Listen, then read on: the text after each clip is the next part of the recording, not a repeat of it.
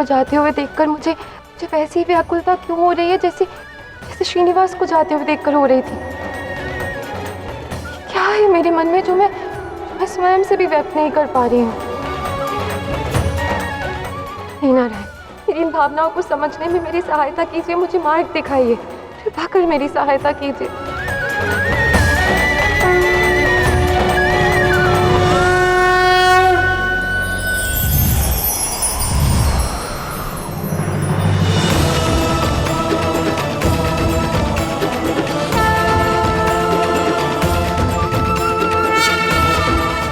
यही मोरपंख तो मैंने नारायण के समक्ष रखा था मंदिर में। ये मोरपंख जो तुम यहाँ छोड़कर गई हो, यही तुम्हें आभास करवाएगा कि तुम्हारे मन में वेंकटेश के लिए प्रेम है। किंतु ये तभी संभव होगा जब इस प्रश्न का उत्तर जानने की तीव्र इच्छा तुम्हारे मन में जागेगी भार्गवी, और मुझे आशा है ये भी शीघ्र ही होगा। ये कन्या यदि प्रसन्न रहेगी ना, मुस्कुराएगी ना, सारा दूध दही माखन सब आपका। ये मोरपंख था जो आपके पांव में छुपा, काटा नहीं। देखो उस व्यक्ति को भार्गवी, उसके मुख पर प्रसन्नता मात्र तुम्हारे कारण है। कैसे मान लो कि आप मुझसे बात करना चाहती थी, हमारा ऐसा संबंध है ही क्या? रुको वेंकटेश,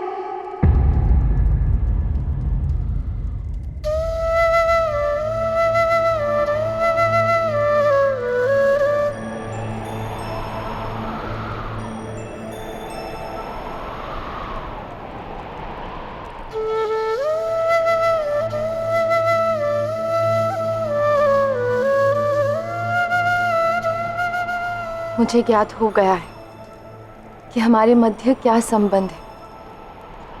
आप मेरे लिए केवल मेरे मित्र या शुभचिंतक नहीं हो, हमारा ये संबंध तो प्रेम का है, प्रेम का है, प्रेम का है। इसलिए जब मैं आपको जाते हुए देख रही थी तो मेरा मन अशांत हो गया। कदाचित इसलिए जो आपने मुझे ये मोरपंख दिया था ना, ये हमारे संबंध का संकेत है।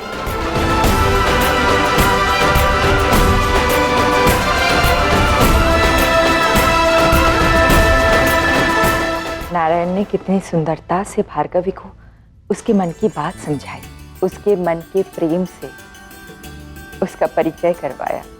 ये तो इनकी लीला का केवल एक भाग है गौरी। लक्ष्मी नारायण की करवीरपुर की सबसे अद्भुत लीला तो अभी आरंभ भी नहीं हुई है।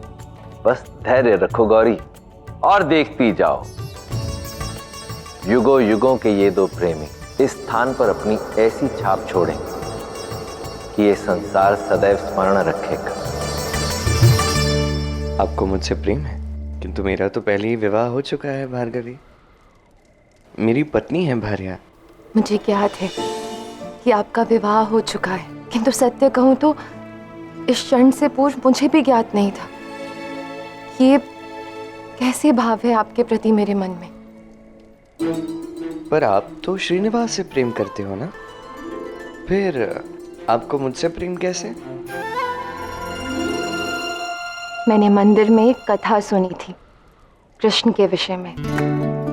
पंडित जी ने कहा था कि कृष्ण अपनी सभी पत्नियों से, गोपियों से इसलिए प्रेम कर पाए क्योंकि वो स्वयं से प्रेम करते हैं, और यदि वो स्वयं से प्रेम ना करते तो वो कैसे अपनी सभी पत्नियों को, अपनी सभी गोपियों को प्रसन्न रख पाते, उनके मन की बात को समझ पाते। आज मुझे इस बात का भावार्थ समझ में आया है वेंकटेश। यदि मैं किसी से प्रेम करती हूँ तो इसका अर्थ ये नहीं है कि मैं किसी और से प्रेम करने में असक्षम हूँ। प्रेम तो एक भाव है जो किसी के भी प्रति हो सकता है। श्रीनिवास का तो विवाह हो चुका है, किंतु मुझे उससे प्रेम है। उसी प्रकार आपके प्रति ये प्रेम मेरे मन में जागृत हुआ।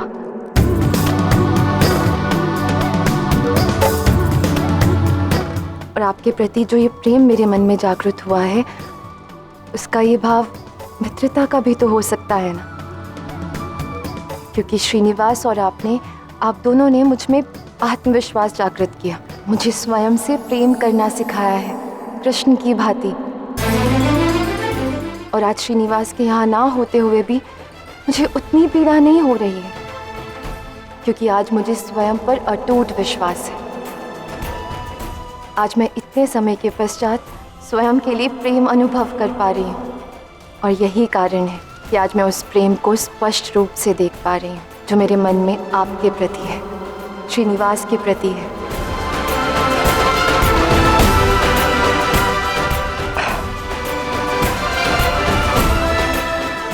आपकी ये बातें सुन के ऐसा लगता है जैसे हमारा मिलना ये सब नियति था।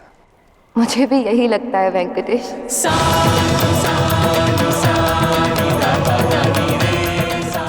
और वैसे भी मैं कल करवीरपुर छोड़कर चली जाऊंगी। अच्छा, कल आप करवीरपुर छोड़कर जा रही हैं? मैं भी वैसे जाने ही वाला था, तो एक कार्य करते हैं, हम साथ में ही जाते हैं ना। मैं भार्या को भी सूचित कर देता हूँ, चालेल ना? हो। देखो ऐसे कैसे कुंभकर्ण की भांति सो रहा है। तो श्रीनिवास ने जो कार्य करने के लिए कहा है वो करने के लिए तो इसे जगाना पड़ेगा, और इसे जगाने का अर्थ है कि स्वयं के प्राणों को संकट में डालना। कोई ऐसा मार्ग निकालना होगा जिससे कि ये जाग भी जाए और मेरे प्राणों पर कोई संकट भी ना आए। तो क्या करूं मैं, क्या देखूं?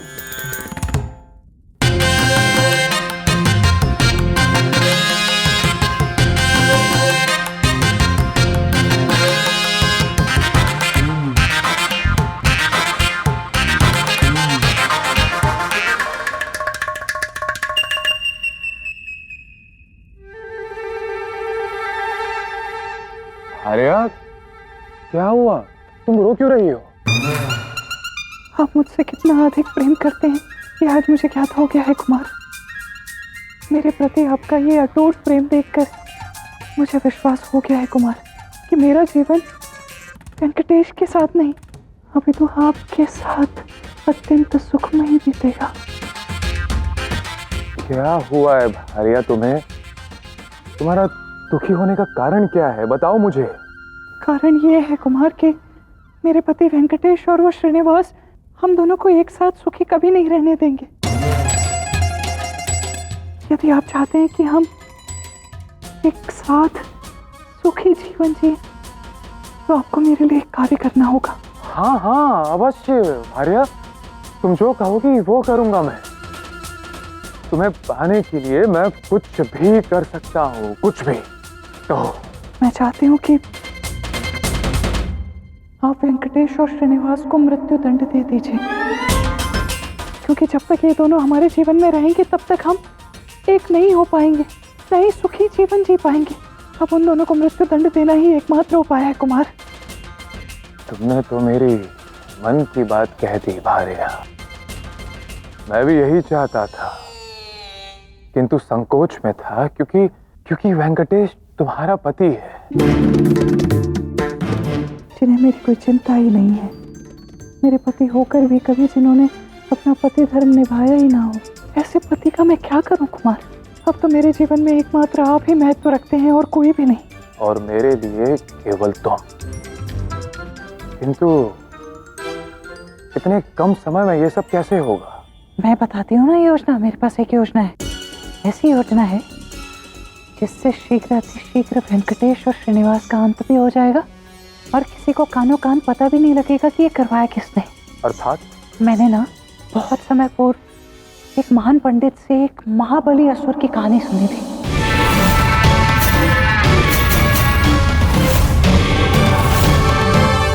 उस असुर का नाम है कोल्हासुर।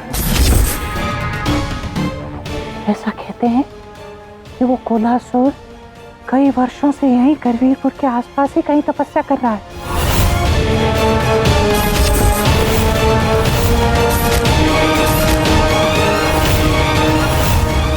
तो मेरी योजना ये है कि यदि किसी भी प्रकार से कोल्हासुर का आवाहन करके उसे अपने नियंत्रण में कर लिया जाए तो वो एकमात्र आपकी ही सुनेगा, आपका ही आदेश मानेगा कुमार।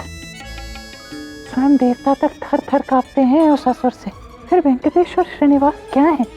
इन्हें तो वो एक क्षण में समाप्त कर सकता है। आपका बहुत बहुत धन्यवाद वेंकटेश। हम सूर्योदय होते ही निकल जाएंगे, ठीक है? हो चालेल। अब आप विश्राम कर लीजिए। क्या है, कल का ये दिवस बहुत ही महत्वपूर्ण होने वाला है आपके लिए। मैं भी चलता हूँ, कल प्रातःकाल में आपसे भेंट करता हूँ। शुभ रात्रि। शुभ रात्रि।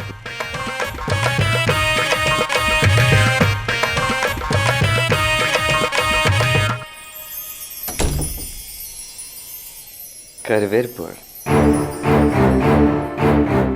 शीघ्र ही करवीरपुर का अध्याय संपन्न होने वाला है और अब यह संसार इस स्थान को सदा सदा के लिए स्मरण रखेगा। बस अब भार्या वो कार्य कर दे जो मैंने उसे करने के लिए कहा है।